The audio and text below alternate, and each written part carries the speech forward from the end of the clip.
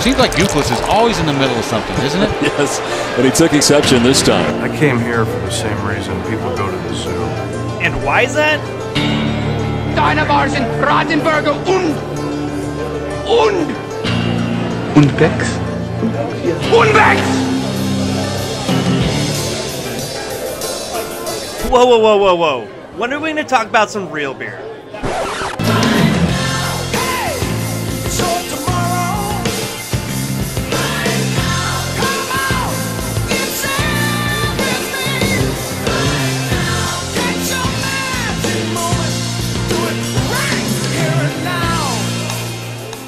Cheers and welcome to the first official Loma Brewcast. I'm Alex Maurer. Today I'm here with the athlete, formerly known as the Greek Auto Walks, Kevin Youkilis. How's it going today, Kevin? Going well. Just another beautiful day in Los Gatos, California. And you are the owner and operator of this establishment, are you not? Yes. Owned and operated by myself and some other investors, and luckily to have a great team on board. Dan Reineke, the general manager, Aubrey Arndt, the chef, and our brewmaster Warren Billups are leading the charge and making Loma Brewing Company what it is today. And you already mentioned Dan. Dan's with us today as well. Dan Reineke, how are you doing, Dan? Excellent. How are you? Pretty good, man. We have a little bit of ambient noise in the background today, but that's because we're always hardworking here and busy, keeping things going forward. I know we're here today to talk about the brewery a little bit and a little bit about the beer, but Kevin, first, I wanted to ask you a little bit about why you actually decided to start a brewery. For those people that don't actually know, the few people outside of Boston, I guess, you were a professional baseball player, had a pretty decent career. It was okay, I guess.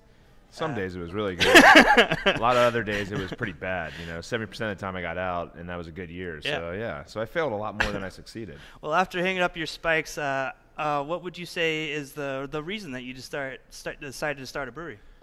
Yeah, that's probably the number one question that I get asked. It's pretty funny because people are like, "Why the heck are you doing this after you played and you're very lucky to play at the top level of the field and then you kind of start out the bottom again." Yeah. So really safe investment. Too. Yeah, invest all your money in something that you have no idea what's going to happen. But that's kind of the beauty of it. When you play professional baseball from where I came from. I got drafted out my senior year out of college. Never got drafted in high school or college until my senior year, and started at the bottom. And wasn't paid a lot of money and had to work my way up. And it's kind of like the philosophy we have here is working hard and creating something from the ground up. And I just went around the country playing ball and fell in love with craft beer. Realized after college that Milwaukee Best Light and Natural Light and other bottom of the barrel beers that you drink in college aren't that great. So we got introduced. Sierra Nevada was probably the first beer I had that was more the craft beer. And ever since then, I just opened up my mind and opened my palate to better beer all over the country. And I'm very fortunate that my profession allowed me to learn so much in the beer world. Yeah, you and Dan actually go back a long ways to your college days, right? Was he the one that introduced you to Milwaukee's Best? No, Dan didn't.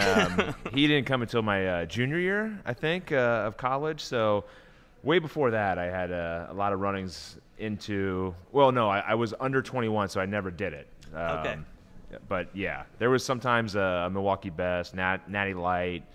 Oh, my God, what was the worst one I've ever had? That Little Kings. Oh, that was the worst. That might have been the worst keg we've ever had in college. But Dan and I go way back, and we had a good time. We lived in this place called the Baseball House, which was pretty much almost like a frat house with the amount of parties and on the weekends. I mean, people would just show up and just say, "Hey, I heard you're having a party," and we're like, "No, but yeah, come on in." And that was kind of we were very welcoming then, and we're trying to be welcoming now to a lot of people that enjoy beer. Well, I know you asked Dan to come out here to help open up this brewery, and Dan, you've had a lot of experience opening up several restaurants across the country, I think, right? Yeah, I've opened a bunch of restaurants from Chicago, New York, a couple in LA, and just odds, some crazy places and doing some fun stuff. But usually when Kevin and I caught up, it was when he was traveling with the team. He'd come in and have dinner or have a beer and just kind of shoot the shit about what's happening with him. And he always had questions about the restaurant. So I always sort of thought it was a natural thing for him. I know he maybe didn't expect it, but he he likes the challenge of trying something new and enjoys restaurants and beer. So it seemed like a natural progression. Did he have to twist your arm to come out to California and open up the brewery, or did he just offer baseball lessons to your kid one day? He did offer that, which I will accept. But no, I think it was the opposite. I twisted his arm. I heard that he was planning to open a brewery, and I think I remember the conversation really well. We talked, and then like 10 minutes later, I called him back like, "Hey, I know somebody who could run that place for you, me." So it happened, and the weather and the proximity to the ocean didn't hurt either. Well, I know you've opened a lot of restaurants, and you both have been in the beginning opening this brewery together, and it's been sort of a long time already. What were some of the hurdles when opening up a brewery versus opening up a restaurant? Well, I mean, to be honest, Kevin and I were on the same page. I've never opened a brewery. Kevin's obviously never opened a brewery, so the learning experience started early. I can't speak for a lot of the pre-opening stuff. I know that was a very tough sledding, but even once we got open, finding our niche, connecting with the community, hiring and training the staff, all those are challenges, but they're fun. That's the fun of opening a restaurant or a brewery. And we're like Kevin said, we're really lucky to even have this opening team, but then the second level of opening team, yourself included, Alex. We've really found some great people that really want to be a part of Loma and help it grow. Well, when opening up a brewery, the staff is certainly important, but one of the most important components is the brewer. Tell me a little bit how you found our brewer, Warren Billups, and why you chose him. Yeah, so we came across Warren just by putting out ads, and we got a lot of resumes back, and I'll tell you what, there were some amazing resumes that we got for brewers, and definitely a lot of characters in the brewing world, and a lot of different interesting people within. But we just broke it down and looked at all their resumes and different accolades or different places they've worked, and coming across Warren's, we kind of saw that he was working at Heretic Brewing Company, and which was a very well-respected craft beer, establishment here in the Bay Area, and their beer goes all over the world. And so we just kind of brought him in, and we sat down and talked to him, and basically he, brought some beer from Heretic that he brewed, and we we liked the beer, but you never know what you're going to get, because once he leaves Heretic, he's got to brew on a different system and all that. And I'll tell you what, we got very lucky. We got one of the best brewers in the Bay Area right now with winning some awards here, but it's just one of those things. We got lucky. They could have been somebody else on that list, but we chose Warren because we thought he was the most qualified and the best fit for us personally. But and like I said, we got very lucky in hiring Warren. Yeah, certainly. And Warren's style is very classical, I would say. The German styles he's focused on. Did that have any role in or play any role in your decision to hire him?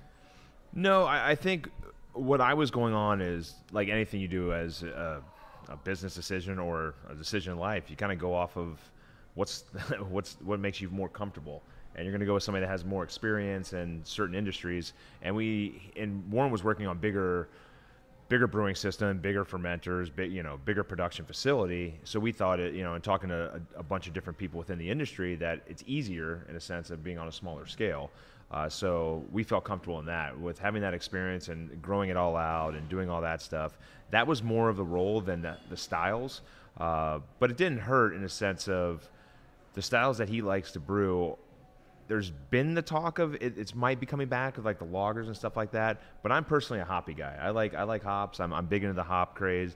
But I'm also big on the fact that there's this huge thing going on right now where we're trying to add so much to beers and putting adjuncts and making the craziest beer possible, rather than really nailing the style of beer that you're trying to do. Styles. The classic, brewing the classics, as Dan likes to say. But yeah, that's what Warren does best. He takes that style and he perfects it to what it should be. So you're saying the beard had nothing to do with it also? The beard is definitely one thing that you can put on the list of catches your eye and says, you know what, this guy looks passionate about brewing. Because when you go around to all these conventions and different things, I mean, there's no shortage of facial hair, and myself being a facial hair guy, it definitely helps. Yeah. You know, when you see a really well groomed beard. Yeah, whenever I've done an event with Warren, the first question is, how long did that take? Exactly, to get that right? massive beard? I He's mean, like a ZZ Top cover band all in one. I mean, we've gotten so much of that on Facebook and social media posts about, oh, you know, ZZ Top, and you know, Warren's probably like, I've had enough of ZZ Top. I'm tired of these guys. It's time for them to retire and get out. I don't even know if they're still touring or doing anything, but if Warren showed up to a concert there, I mean, he'd fit right in. Yeah, well, we talked about the classical styles that he tends to like brewing. Do you have a favorite that he's brewed so far? Hands down, the appeasement. Since day one, when I'll never forget the first day that we got that beer going and it was on tap, and I'm an IPA guy, and I was like, holy cow, this is my favorite IPA. He nailed it. It was spot on. Well, actually, the first one it was funny. The first time we brewed it, it was more fruity. The next time we tried to change it, it became more hop notes were, and then the third time was a charm. Like, it was just nailed, perfected, right down to where it needed to be. And ever since then, I mean, he just keeps making it even better and better and nailing it. And I'll tell you what, there's a reason why it won gold at the California State Fair. Absolutely. It's a delicious beer, well made, and yeah, that's my beer choice. The Appeasement IPA definitely appeased the judges at the California State Fair competition. Yes, it did. Dan, do you have a favorite that Warren brews? I certainly like the Appeasement as well. I actually really like the Vienna Lager. It was on, and then it went off, and it came back. I've been drinking that style lately, and again, like you guys have been talking about, brewing the classic. It's such a classic caramel Vienna Lager that really doesn't have a crazy hop nose or finish, but it's just really clean. That's my favorite. And that hasn't won any awards yet, but is that because it hasn't been submitted to any contests, or? Yeah, I mean, we've been fortunate to submit to 3 or 4 contests and win many awards from those contests. So yeah, I think we're submitting to GABF, and we'll see. I think it's great. We're certainly happy with every beer style he puts out, though. What other beers have won awards lately? I know we just had the California State Fair Awards most recently. Yep. So the Appeasement, as Kevin was talking about, won gold in the IPA category in California, which is a fairly large category, you can imagine. We also took a gold in the Pale Euro Malt That's Lager. a mouthful. Yes, it is. So we won gold in that with our. It's a Hell's beer, but it is, what's the official name of it? Maybach? The Maybach. Or some people say Maybach, but that hands down is like the greatest beer for me is that my wife loves the Maybach. I mean, she absolutely loves it. That's her beer. So like, that was the best beer for me personally. So my wife was like, I love that beer. That's my beer. So I'm like, all right, good. Such a unique style. It's such a cool one. And then we won silver in the American Wheat for Oranges Not Allowed, which is a cool name for No oranges allowed. Oh, no oranges allowed. True.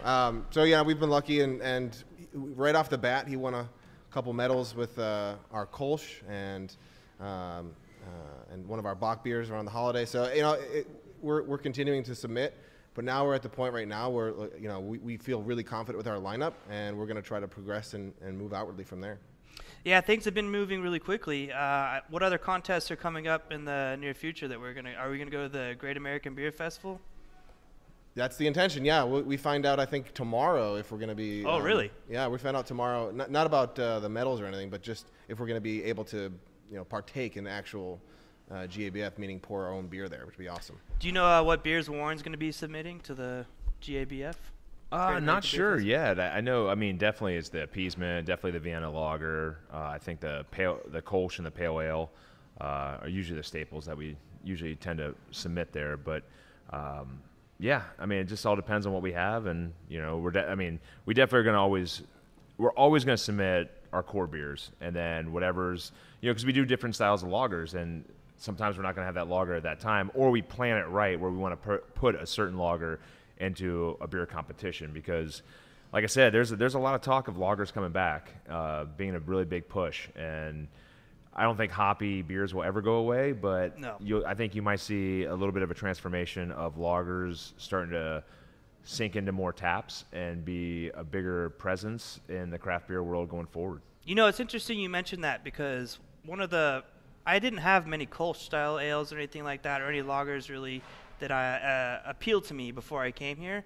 And after tasting Warren's beer, like, I have a whole new appreciation for the lager style and the lighter style of beer, the crisp, clean style of beer. And I think when our guests come in and they have that same experience, it's really eye-opening to some people, which is why I think it's awesome that Warren has this solid appreciation for the German style and the classic styles. And we've been growing so fast in the last year, and a lot of people have been asking me, at least, when are we going to be able to get this beer outside of the brew pub? Are there any plans for that to happen in the near future? Yeah, we just decided to build a 100,000 square foot brewery down the street in Los Gatos. That was probably running about $10 million. No, I'm just kidding. We're kind of taking it slow. We're going to start doing accounts where we're going to put our beer on tap around the South Bay. And we're just going to look around and see, because we're going to outgrow this place hopefully at some point, because we only have 1,100 square feet for brewing and our cold room. We're actually having to keg off some beer and store it at a facility down in Watsonville because we don't have enough space. So, yeah, the intention is to grow the business and to look into the next phase, which is more producing, whether it would be contract brewing somewhere else or having to build a facility. And one of the great things about being out here is there's such a great craft beer world where you can tap right into the market. Yeah, it's still expanding too, and that's the hard part too, is there's so many breweries like that are just, and the shelf space is really tough. So that's another thing we're fighting too, in a sense of how do we do it right. So our whole goal is to do it the right way and what's best, because it's very expensive out here, and it's very expensive to do a lot of things. So we're just going to try to do what's right for the business and moving forward, but also trying to give as many people a chance to try our beer. And that's our mission and our goal, is to get our beer not only outside the Bay Area, but into other states and even down into Southern California, where San Diego has a great beer scene. And that's the beauty of our beer, is trying to get it out there where people can compare and contrast the differences between our beer to some of the better brewing companies within the state of California. Yeah, I think that'd be really exciting to get down to Southern California as well, because they're a little IPA heavy down there, which is, I spent most of my time down there, which is why I have a appreciation for IPA styles. But I think the beer would do well down there, Warren's style of beer. Are there any other plans coming up in the brewery? I know we're sitting in a room right now that's soon to be an addition to the brewery already. The coffee shop. Do we have a name for it yet? Yeah, that's something we talk about. I was going coffee shop. Yeah, it's gonna be coffee time. What about the hot corner? No. Ooh, no baseball analogies. my playing days are over, and all the baseball analogies I'm good with right now. No, I think we're just gonna go with it. I mean, it could be called the Loma Cafe. I mean, whatever our guests want to call it, they can call it. So it's a place to get coffee before the brewery opens? Yeah, so basically from 7 a.m. to 3 p.m., we're going to be serving coffee, some pastry items to start. We're going to be using 4-barrel coffee that's out of San Francisco in the Mission. The amazing coffee. Dan and I actually went and did a training class for 3 hours, and our minds were just absolutely blown. So you're both going to be the baristas when you guys open? Yeah, we're definitely going to be in a pinch if there's if everyone's called off and sick and we can't get anybody in. Dan and I will get back there and do it. But it's so technical, and going there and doing it was awesome for myself, and I can't speak for Dan, but I think we share the same opinion on this. It was just eye-opening to see how amazing and technical it is to get the coffee the way you want it to be in order to have the best tasting coffee, whether it be the roasting, from the roasting day to the yield. I mean, there's just we don't need to get it on this podcast, but it fits what we're trying to do here, because it's handcrafted. You have to make the coffee right and do it well, just like we're doing with our beer, our food, our cocktails. We want everything to be hands-on, handcrafted, and to give our patrons here the best experience possible. And we're not gonna get away from that ever. We want to make sure that we're doing everything hands-on here to make the experience of everyone that comes into Loma the best it possibly can be. And we've almost been open for a year now, and things have been moving really quickly, and we've got all this stuff going on. Dan, I wanted to ask you one question on a bit of a personal level. Okay. You and Kevin have been friends for a long time. Has there been anything along the way that has tested your friendship throughout the last year? No, I don't, maybe. Smooth sailing? Look, I think it's as good of a working relationship as you can. A lot of times they say it's tough to go into business with or be in business with your friends, but I think we come from for different places, but we both have a very similar work ethic.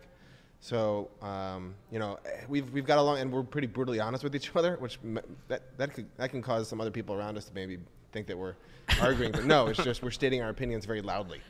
No, it's been a really good experience, and I look forward, to working with this guy for years to come. It's been a really great experience. Well, I can attest to witnessing over the last year how much effort you've put into this place, both of you, and how important it is to create a good team and create an atmosphere where everybody can be honest with each other and open, and also, have fun, goof around, whatnot. You have to have some fun. I mean, yeah. The true goal is to have Kevin and I work as baristas side by side. That's when we're going to see some issues. Yeah, we're going to have to get some video of that, I think. Yeah, I think that's one of the big things too. Is I'm super proud as the owner of this place and creating an environment that you want your employees to feel like this is their family and they can give their opinions and be honest. But on the other end too, I explain and say, hey, listen, be honest and we'll be honest back. And you have to understand, like, there's going to be times that we can't do something. Or, hey, we're going to put that in our back pocket, and hopefully down the road we can do it. And it's been great. I think that's the greatest thing we have. And Dan and I, like, we get along, and we don't always agree. I mean, whether it be here or outside, and we challenge each other. And that's the whole goal here is we're going to listen to our customers. We're going to listen to what they want and what they need and what they're looking for. And we're not going to just say, nope, that's not what we're going to do. We're going to expand this business with the consumers, and it's not about what we want. It's because for me, I wouldn't put 3 or 4 of those beers on tap because I don't drink those styles of beers. Right. But other people want them, and that's the goal of this place, is to make it a place where not only are the employees feel like we're one giant family, but it's the people that walk in the door feel like they're a part of our family too. And I think when the customers see everybody here working as a family and enjoying what they do and having a good time, it affects the customers too. It's sort of contagious. And we've been doing that for a year now. Is there going to be any sort of party at the end of the year? We're going to have a big blowout? We will have a party, yes. We'll have a block party here in the 20th of August. Should be fun. We're still in the planning phases right here. We're also going to do some fun stuff for the staff that same week. Yeah, 1 year's coming up pretty quick. We're excited, but I'm almost more excited about year 2. I heard rumors of a beer garden too. Is that going to happen? Yeah, we're looking. Just paved it. Yeah, yeah. The funny thing is they just redid and paved the whole entire driveway that we were probably going to go over top with something down the road, but that's okay. We're hoping to do an outdoor seating and patio because we live in one of the most beautiful places on Earth. Right at the base of the mountains here. It's I mean, the weather's incredible in the wintertime. Get some heaters out there, people will be fine. I do think that, for the anniversary party, it's going to be amazing when Dan jumps out of a cake in a bikini. That's going to be really, really, really good for all of our staff and our customers. Is that right, Dan? Los Gatos is going to love it. Los Gatos is going to love it. Yeah, I'm getting fitted for my tankini soon. Just make sure you get that Brazilian wax too, buddy. All right, we don't want to see that before. Yeah, we got to get that scheduled for you. But yeah, but back on a serious note, yeah, I mean we're excited. It's crazy how quick this has gone in a year, and we want to celebrate, and we want to because we would never be like if you would have told me a year from now we would have had all these awards and named 2017 California Commercial Beer Brewery of the Year at the California State Fair, I would never have guessed it. That's not saying that. I don't think our beer is award winning. It's more like how quick it happened, and how quick we're going to grow hopefully with it. But yeah, we got a lot of plans moving forward, and like I said, I think we're just going to grow at a slow pace rather than trying to expand too fast and do too many things too rapidly. Well, I think all those awards are certainly a testament to how hard-worn and how careful he is when he brews his beer. He's very meticulous back there. And for the people that haven't been here yet, we do have a very nice space here. And when you walk in, you can see Warren brewing right away on the left side when you walk in. It's a huge glass wall. So if you haven't seen that, you should come check it out. We're located at 130 North Santa Cruz Avenue, Los Gatos, downtown Los Gatos. You can come check us out, have a beer with us. Right, Kevin? Have a beer. Yeah, you just and that's the beauty right now is starting hopefully in August. You can come in, coffees in the morning. And then, once we open for beer, come in for a beer, come in for a pint, bring some friends. We got a back room too. That's a private dining room that you can rent out for the holidays or whatever. We've had anywhere from mini t-ball teams to some weddings, parties, and different stuff. So we try to make it a fun environment where it fits all ages, and it's a family environment too during the day. I mean, at night I wouldn't say it's more of a family environment, but we have plenty of families that come in for dinner all the time. So it's just like I said, it's a laid back spot. If you want casual, you can be casual. If you want to dress up a little bit, you can come. Everyone fits in here. I guess California Cash is where you can wear anything and have fun. Absolutely. So. Considering my outfit right now. We're looking good with our sandals. Dan's Yeah. anti-sandals, and I still don't get it, but I think he's just scared to show off his toes. He must have some bunions, some bad bunions on those things. Well, I want to thank you guys both for taking the time to join us here today. Is there anything you want to say, Dan, before we head out and sign off? No, this is great. Looking forward to doing another one of these down the road. Looking forward to year 2. Come on down, visit us at Loma. Happy to share a pint with you and talk about whatever you like. Just like Dan said, come on down and visit us. Try the beer. It's going to be an exciting year ahead of us. But we're going to do this podcast and have fun with it, and just email us or post or whatever. I don't know how you get a hold of us, but you hit us up. You got a Twitter account, don't you? Yeah, I got a Twitter account. People ask you questions on there. I think I did a podcast the other day too, and they're like, "What's your Twitter handle?" I'm like, I don't know what the @ thing is. I think it might be KU2036 or something. But just put Kevin Youkilis in there, YOUK, and it should come up there. But and you can always hit us up at Loma Brew on Twitter, or @Loma Brew on Instagram. And like Kevin said, come check us out and stay tuned for the next podcast. We'll give you more information about what's going on with the brewery. And you're always welcome to come have a beer. And until next time, we'll see you later.